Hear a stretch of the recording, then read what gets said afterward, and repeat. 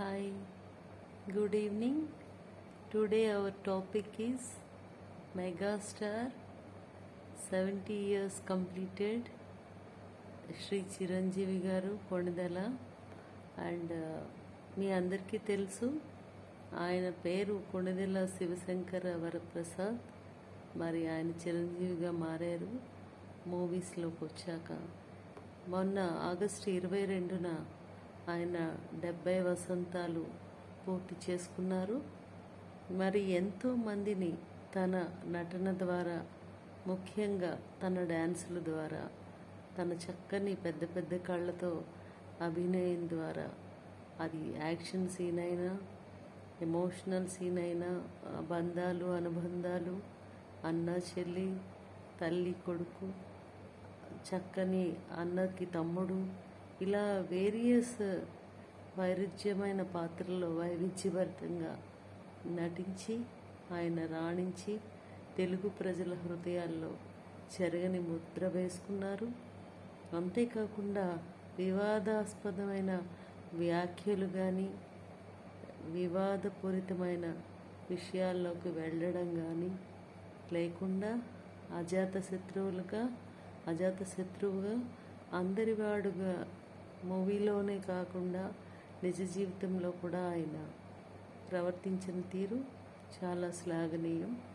మరి అటువంటి వ్యక్తి 70 సంవత్సరాలు పూర్తి చేసుకొని నేటికి చిన్న యువ హీరోలకి కాంపిటీషన్గా స్పర్ధగా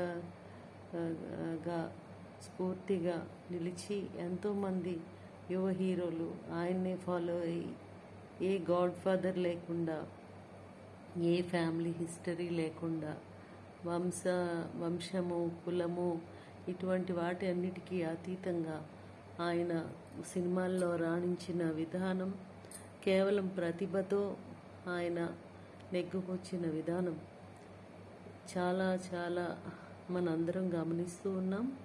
ఎన్నో సంవత్సరాలుగా మేము చిన్నపిల్లలప్పటి నుంచి కూడా ఆయన నటనని ఎంతో ఆస్వాదిస్తూ, starting from his movie, I think నేను ఫస్ట్ ఆయన మూవీ చూసింది అభిలాష మూవీలో ఆయన డ్యాన్స్కి చాలా అట్రాక్ట్ అయ్యాను. రాధిక గారు కూడా చాలా బాగా చేశారు dance. And so we all the Telugu people are very fortunate to have such a megastar, such a super hero, supreme hero Chiranjeevi అంటుండేవాళ్ళు అప్పట్లో. ఆయన ప్యాషన్ మూవీస్, అటువంటి వ్యక్తి రాజకీయ పార్టీని స్థాపించి 2009లో ఎలక్షన్స్కి వెళ్ళి మరి ఆయన సుమారు ఉమ్మడి ఆంధ్రప్రదేశ్ రాష్ట్రంలో 18% సీట్లు, అదేవిధంగా ఆంధ్రప్రదేశ్ విషయానికి వస్తే 25% సీట్లు ఓట్లు తెచ్చుకొని సుమారుగా 18 సీట్లు గెలుచుకోవడం జరిగింది. మరి ఆ రోజే ఆయన తలుచుకుంటే ఆయన ఏదో ఒక కింగ్ మేకర్గా కానీ, లేదా తానే కింగ్ అయినా కానీ అయి ఉండేవారు. మరి ఆయనలో ఉన్న పెద్ద బలహీనత అంటే ఏమిటంటే, ఓపెన్గా ఎవరిని తిట్టడం, విమర్శించడం అవి చెయ్యరు. అటు చంద్రబాబు నాయుడు గారిని కానీ, ఇటు రాజశేఖర రెడ్డి గారిని కానీ ఏమీ అనకుండా, తిట్టకుండా ఓట్లేయమంటే ప్రజలు వాళ్ళిద్దరూ బాగా చేస్తూ ఉన్నప్పుడు మీకెందుకు ఓటేయాలనే క్వశ్చన్ ఓటర్ మైండ్లో వస్తుంది. సో అది రాజకీయాల్లో చిరంజీవి గారు అడ్జస్ట్ కాలేకపోవడానికి, ఇమ్మడలేకపోవడానికి ఒక ముఖ్య కారణం అని నేను భావిస్తున్నాను. నేనే కాదు, ఆయన స్వభావం తెలిసిన వాళ్ళు, ఆయన స్పీచెస్ విన్నవాళ్ళు, లేదా చదివిన వాళ్ళు, ఆయన క్యాంపెయినింగ్ విధానం చూసిన వాళ్ళు ఎవరైనా కానీ ఆ విషయాన్ని గ్రహించగలరు. మరి ఆయనకి తర్వాత ఆయన ప్రజారాజ్యం పార్టీని కాంగ్రెస్లో విలీనం చేసి ఆయన కొన్నాళ్ళు కేంద్ర పర్యాటక మంత్రిగా కొనసాగారు. ఆయన తర్వాత రాజకీయాలకి స్వస్తి చెప్పి తిరిగి తనకి ప్యాషన్, తనకి ఇష్టమైన, తనకి ప్రాణమైన మూవీస్లో మళ్ళీ కంటిన్యూ అయ్యారు. సో ఇప్పటికీ కూడా మొన్న అల్లూరి సీతారామరాజు విగ్రహావిష్కరణలో వైఎస్ జగన్ గారి హయాంలో మరి భీమవరంలో జరిగిన కార్యక్రమంలో కూడా ప్రధానమంత్రి మోడీ గారు చిరంజీవి గారికి ప్రత్యేకంగా పిలిచి ఆయనకి అభివాదం చేయడం, ఆయనతో కరచాలనం చేయడం, ఇవన్నీ మనం చూసాం. అంటే మోడీ గారు కూడా ఆయనకి ఎంత వాల్యూ ఇస్తున్నారు, ఎంత వెయిట్ ఇస్తున్నారు, ఆయన వ్యక్తిత్వం కి ప్రధాని గారు సాక్షాత్ ఆయనే ఎంత విలువిస్తున్నారు అనేది మనం గమనించాం. తర్వాత టికెట్ల రేటు పెంపు విషయంలో కూడా మూవీ ఇండస్ట్రీస్ని అంతా తీసుకొని జగన్ గారి క్యాంప్ ఆఫీస్కి వెళ్ళి సీఎం గారితో మాట్లాడి టికెట్లు నిర్మాతలు పెంచుకునే విధంగా ఆర్థికంగా నష్టపోకుండా నిర్మాతల కోసం ఆయన కృషి చేశారు. అదేవిధంగా పోయిన నెలలో సినీ కార్మికులు తమ వేతనాలు పెంచాలని, తమకిచ్చే ఇతర ఇన్సెంటివ్స్ అన్నిటి గురించి కూడా పెద్ద పోరాటమే చేశారు. షూటింగ్స్ అన్నీ నిలిచిపోయి ఆ సందర్భంలో కూడా మరి చిరంజీవి గారు వారిని రప్పించి ఆ సమస్య పరిష్కారానికి తన వంతుగా ఒక ఇండస్ట్రీలోని ఒక పెద్దగా ఆయన చాలా కృషి చేసి దిశానిర్దేశం చేసి సమస్యని పరిష్కరించారు. అదేవిధంగా ఆయన తలుచుకుంటే మొన్న ఎలక్షన్స్లో కూడా ఆయన తప్పకుండా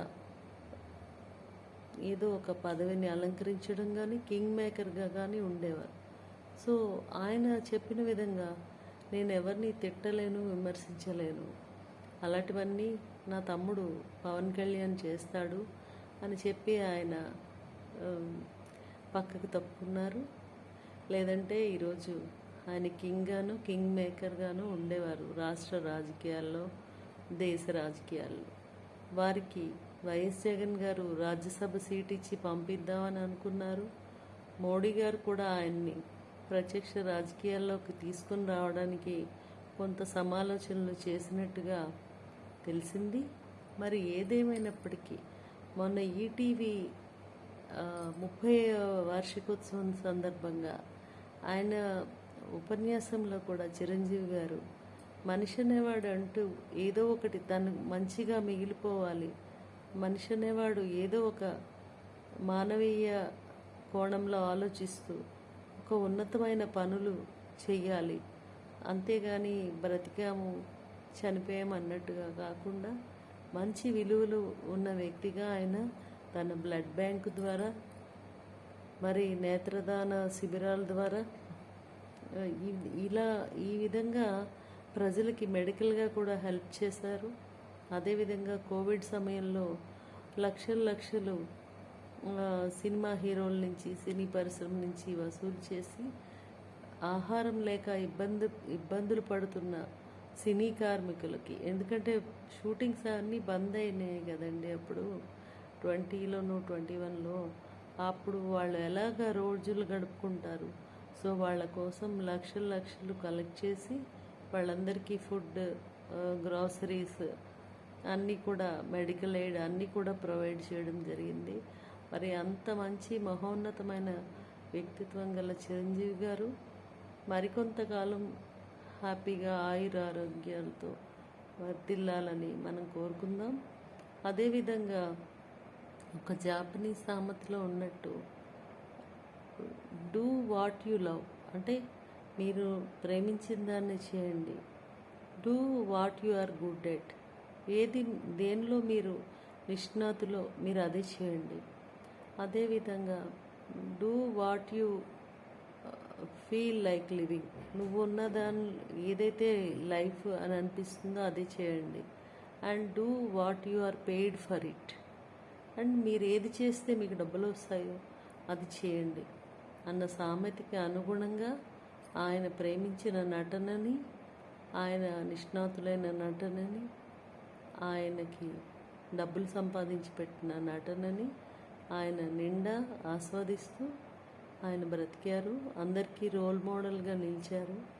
ఎటువంటి కొణిదెల శివశంకర వరప్రసాద్ గారు అంటే చిరంజీవి గారు, మన మెగాస్టార్ గారు మరింత కాలం మనందరినీ ఎంటర్టైన్ చేస్తూ ఆబాల గోపాలాన్ని అలరిస్తూ age number not for the mind అన్నట్టుగా ఆయన దినదిన ప్రవర్ధమానమై వర్ధిల్లాలని చెప్పి మీ అందరికీ తెలియచేసుకుంటూ సెలవు.